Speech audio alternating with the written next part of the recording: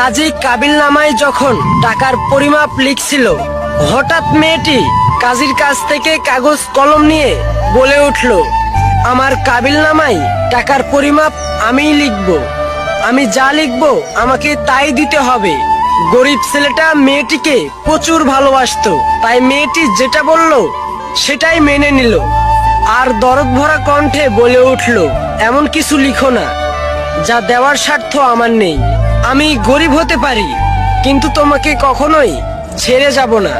মেয়েটা ছেলেটিকে চোখ রাঙিয়ে টাকার জায়গায় টুকটুক করে লিখে দিল ছেলেটির নাম, আর সবার সামনে চিৎকার করে বলতে লাগলো, যদি আমায় কোনোদিন ছেড়ে যায় তাহলে দেনমোহর হিসেবে আমি ওকে নিয়ে যাব। আজ কান খুলে শুনে রাখুন সবাই, প্রতিটি স্বামী স্ত্রীর সম্পর্ক বেঁচে থাকে বিশ্বাস আর ভালোবাসায়। আর আজকের সমাজে তো দেনমোহরকেই বেশি